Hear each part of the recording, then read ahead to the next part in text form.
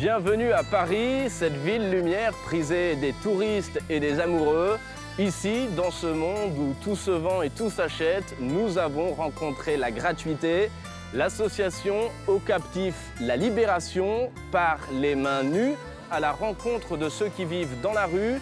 Des rencontres gratuites, fidèles, inconditionnelles, qui débouchent éventuellement sur un accompagnement de la rue vers un projet de vie. C'est le sens de cette association que nous avons suivie dans sa mission.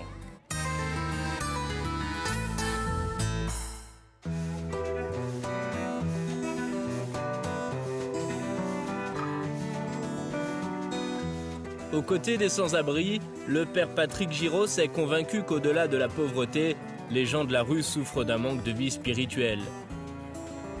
Pour leur venir en aide, ce prêtre du diocèse de Paris fonde en 1981 l'association Au Captif La Libération. Cette parole du livre d'Isaïe s'est imposée à lui comme un fil directeur. Annoncer la libération des personnes captives de la rue, de la drogue, de l'alcool, de la prostitution.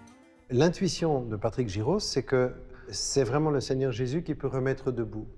Une des formules par laquelle j'essaie d'expliquer ce que nous faisons, c'est de dire « Nous ne sommes pas là pour faire sortir les gens de la rue, mais nous sommes là pour faire entrer le Christ dans la rue. » Et on vient pour rencontrer.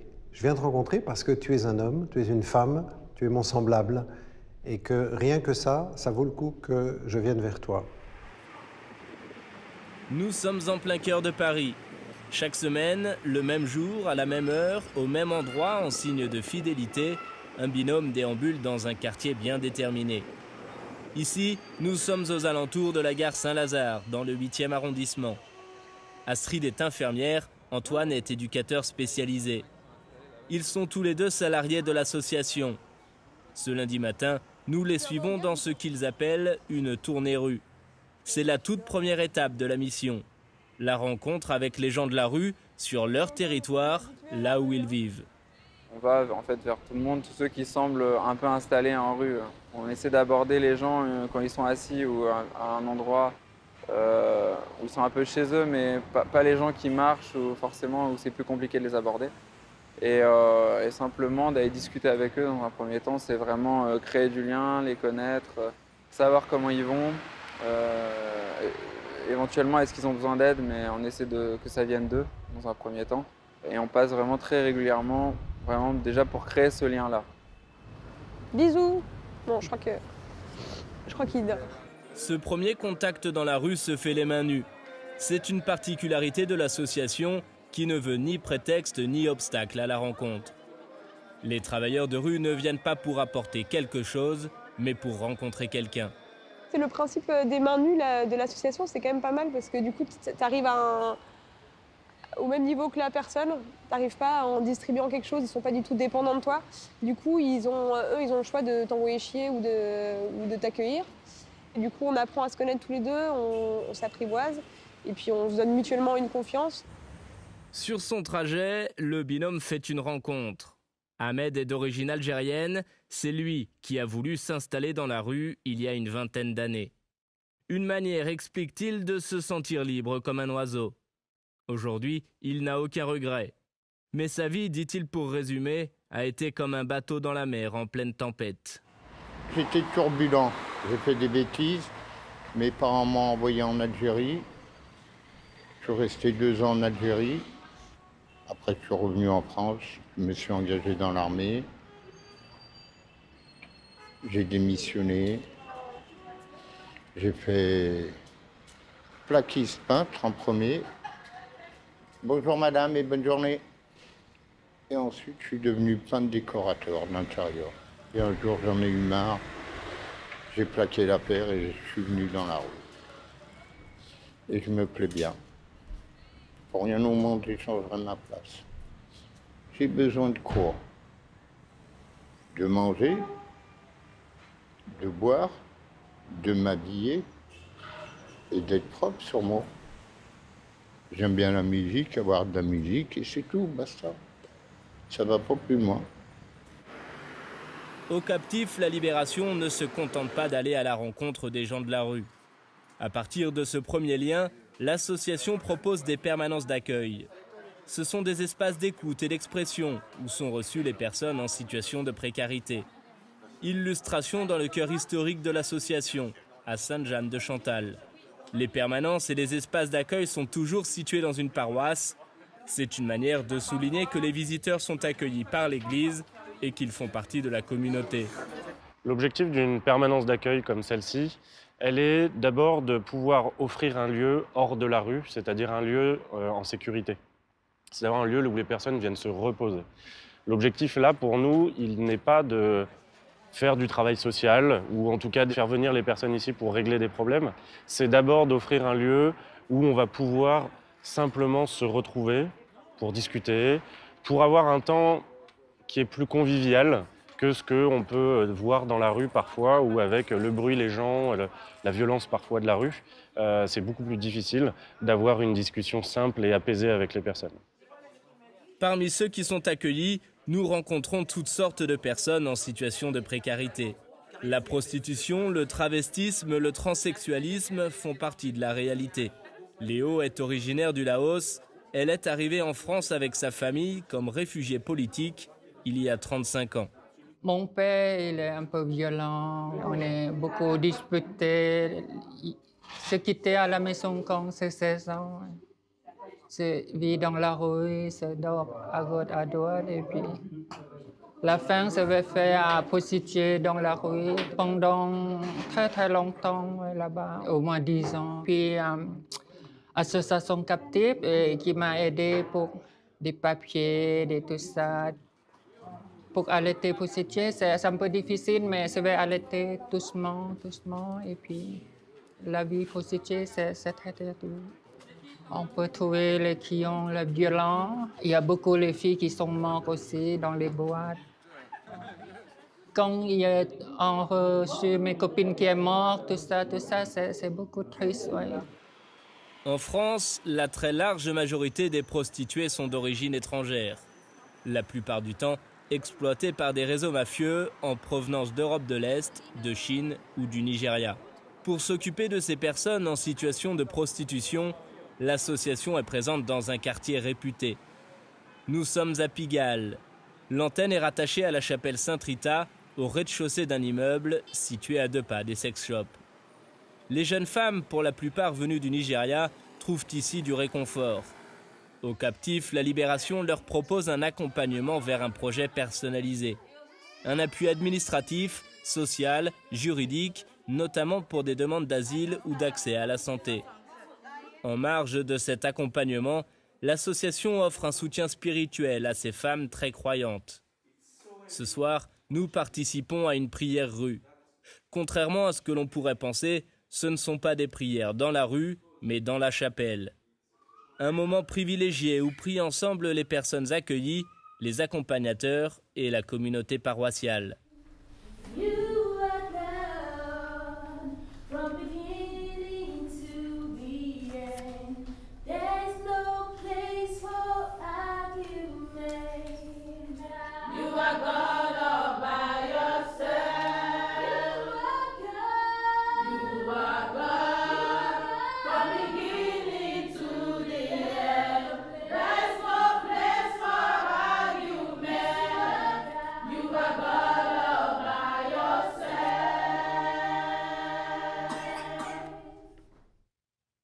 Amel est coordinatrice de rue et travailleuse sociale. Le plus clair de son temps, elle le passe auprès de ces femmes pour tenter de leur offrir une vie meilleure.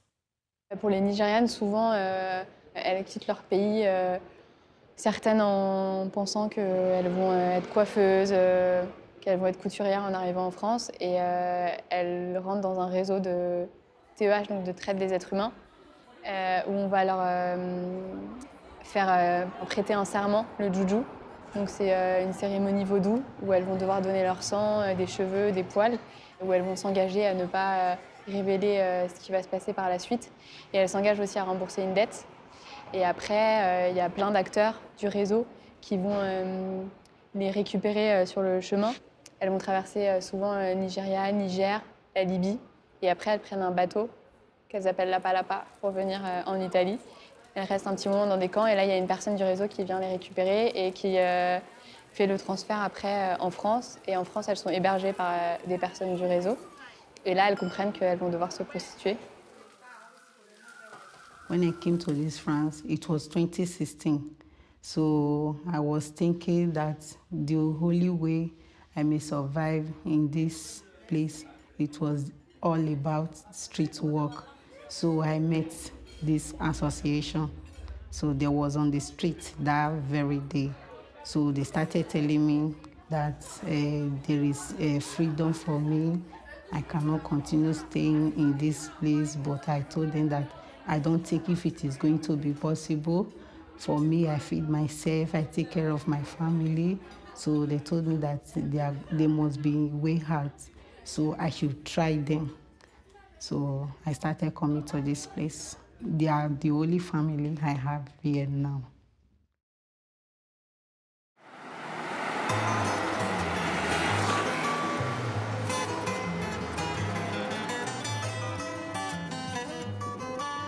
Retour dans la rue avec Antoine, accompagné cette fois-ci d'une bénévole. Chantal est retraitée. Elle travaille au captif depuis de nombreuses années. C'est ainsi que fonctionne l'association, grâce à l'engagement désintéressé des bénévoles, complémentaire du professionnalisme des salariés. Ce matin, lors de cette tournée rue, les mains nues, selon le principe de l'association, nous rencontrons Emmanuel. À 47 ans, cet ancien militaire est dans la rue depuis presque 6 ans. Ma femme et mes enfants sont morts dans un crash aérien. Est-ce que ça brise un homme? Ça brise un homme. On va dire que j'ai pété un câble. Très grosse dépression, énormément d'alcool. J'ai quitté l'armée. Aujourd'hui, je suis en paix. Je rencontre beaucoup de gens. Je rencontre des gens comme madame et monsieur à peu près une fois par semaine. Ils m'ont invité, j'y suis allé 1 ou 2 fois. Ils me disent, oh, tu sais, on t'offre le café, un peu de discussion avec d'autres gens de la rue. Non, c'est des gens intéressants, c'est des gens qui essayent d'aider. Nous, quand on lui demande s'il a besoin de quelque chose, quand on le voit qu'il fait mauvais, tout ça, il n'a jamais besoin de quoi que ce soit. Il est très indépendant. Il veut se débrouiller, en fait. Donc, les captifs, c'est vrai qu'il vient pratiquement jamais. Il a dû venir 1 fois ou 2. Il est très organisé, il doit avoir un squat, j'imagine. Hein. Donc très organisé, il fait sa toilette régulièrement, on le voit toujours impeccable, il est propre. Pour faire face au problème d'alcool chez les personnes de la rue, l'association a mis en place un projet. C'est l'espace Marcel Olivier, ouvert chaque jour de la semaine de 9h à midi. Ici, dans ce lieu d'accueil et d'accompagnement, ils sont les bienvenus, avec leur boisson s'ils le veulent. Cette démarche permet au moins de leur offrir un cadre sécurisé. Une consommation dans un environnement adapté, avec des accompagnateurs bienveillants. On a eu des accueillis qui sont arrivés sur l'espace Marcel Olivier avec des consommations très à risque, qui se mettaient en danger dans la rue par des consommations excessives ou dans des contextes dans lesquels elles pouvaient se mettre en danger. Et on voit certaines personnes évoluer, c'est-à-dire avoir des pratiques de réduction des risques de plus en plus importantes, comme par exemple le fait de s'alimenter avant de boire, le fait de s'hydrater pendant qu'on boit, ou par exemple le fait de se protéger de la chaleur ou des grands froids quand on boit. Donc nous, nos petits bonheurs, nos petites réussites en tout cas autour de cette question de l'alcool, c'est pas tant de faire arrêter les personnes, mais faire en sorte qu'elles se sentent mieux avec leur consommation, et ça peut passer par des pratiques qui évoluent, qui changent. Je trouve plutôt ce centre accueillant, que c'est plutôt humain, car il y a des personnes, lorsqu'elles arrivent en terre étrangère, et c'est vrai, de se savoir qu'il y a un endroit où ils peuvent être accueillis, où ils peuvent être aidés, où ils peuvent être épaulés, et ils peuvent être compris, et même un café chaud qui les attend, un mot, le contraire de l'indifférence, je trouve ça plutôt bien. Voilà, positif. Pour ceux qui le souhaitent, l'association organise des activités de dynamisation. L'objectif est d'aider les personnes accompagnées à retrouver leur dignité. Nous découvrons ainsi l'ESI, l'espace Solidarité Insertion. Dans le 10e arrondissement, ce lieu d'accueil veut redonner confiance à ceux et celles qui en ont besoin. Sans papier, sans travail, sans domicile, l'espace accueille sans condition. Vous allez faire un grand cercle, mais vous allez vous tourner vers le mur. Nous assistons ici à un atelier d'expression artistique.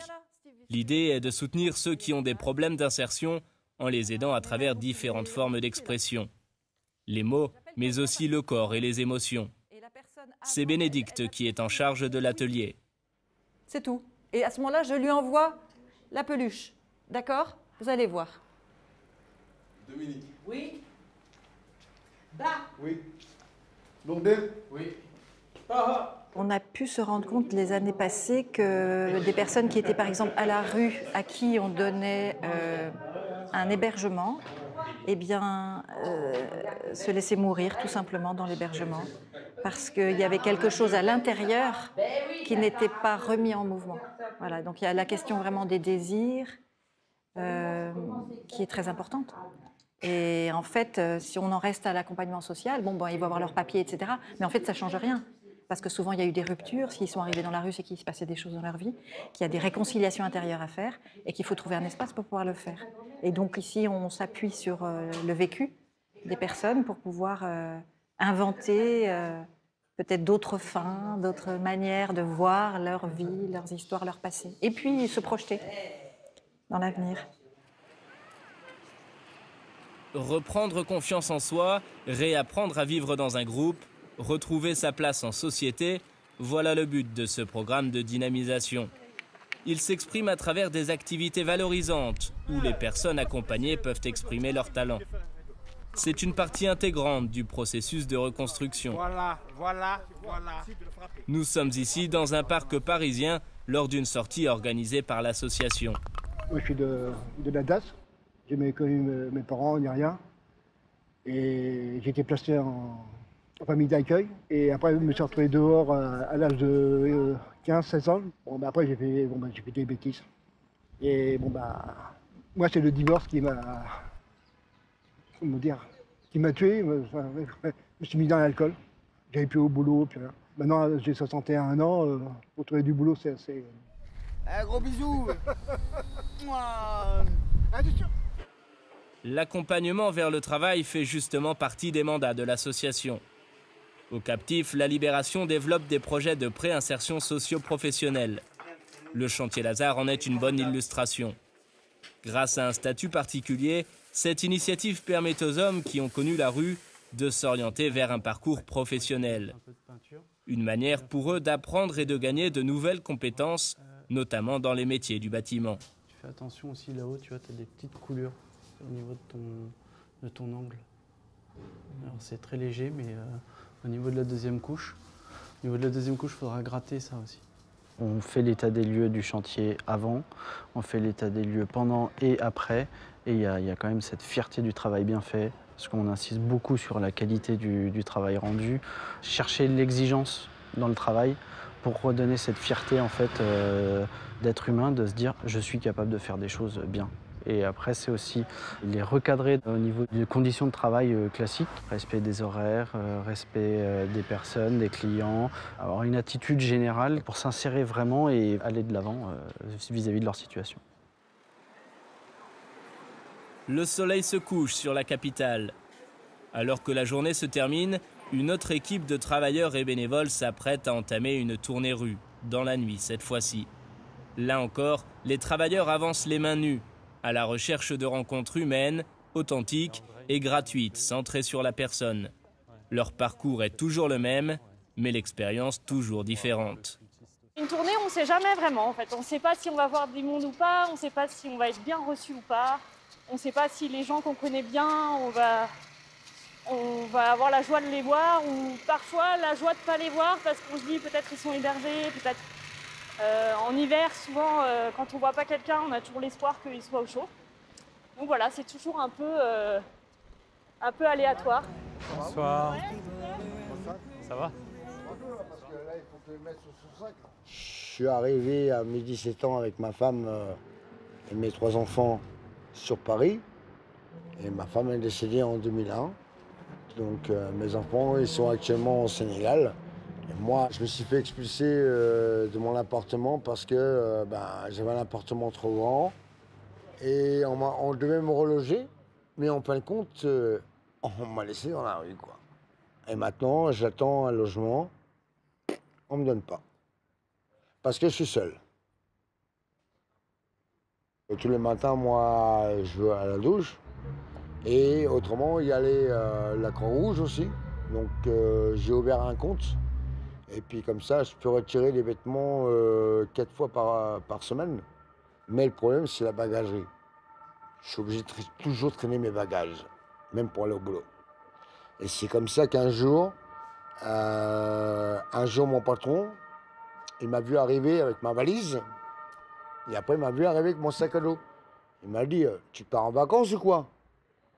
Eh ben, je lui ai dit, ben non, je suis à la rue.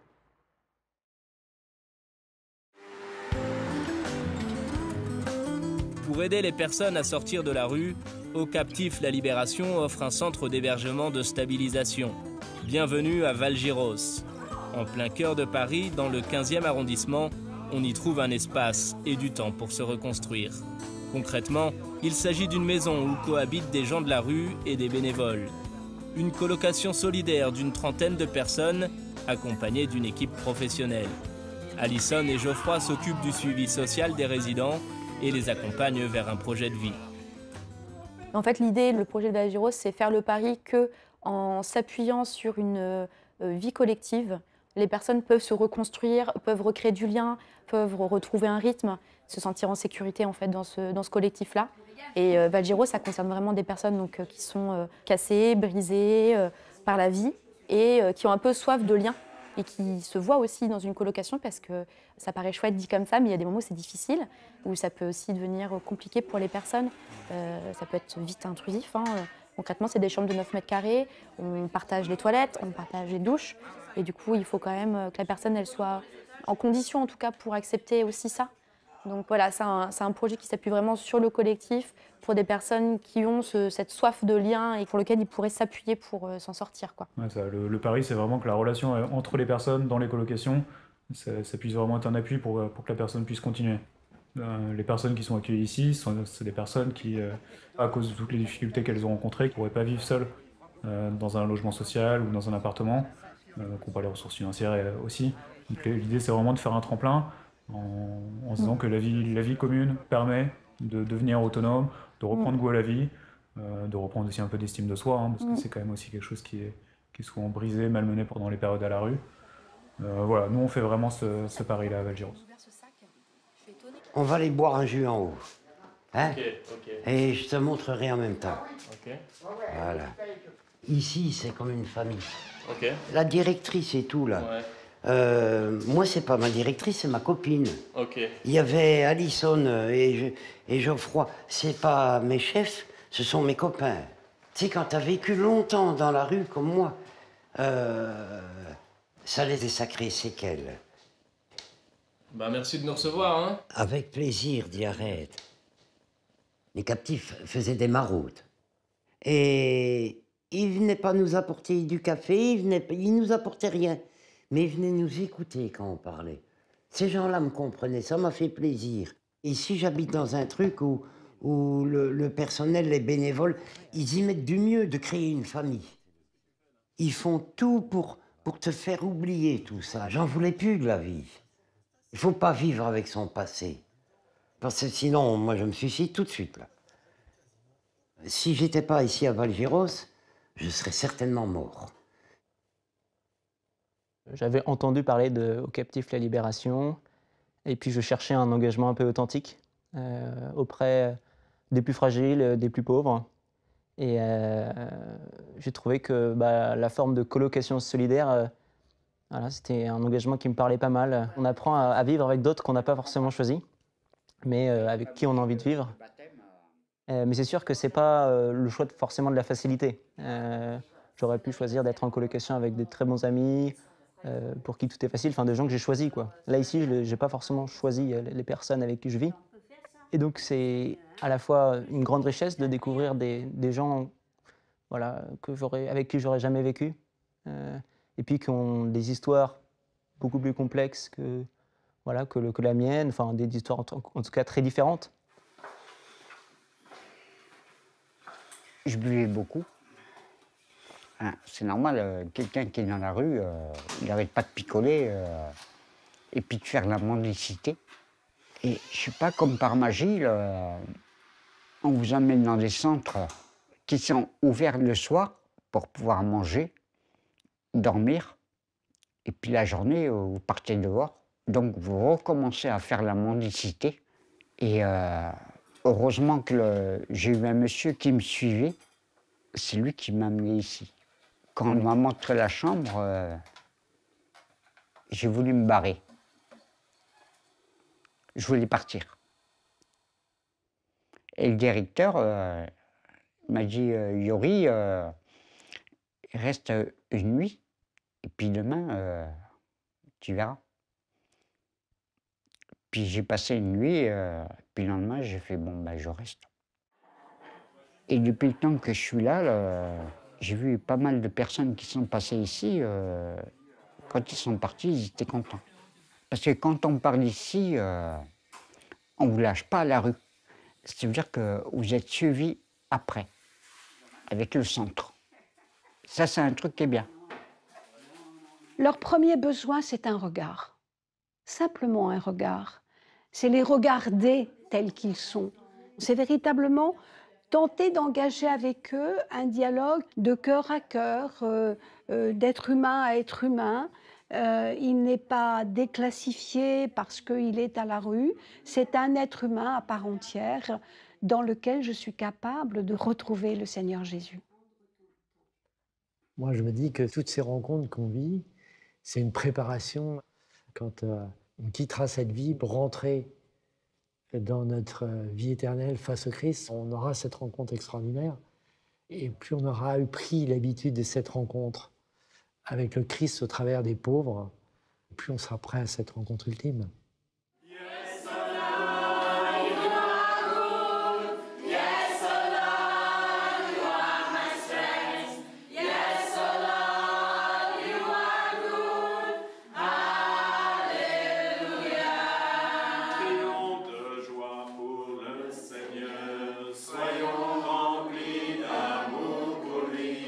La terre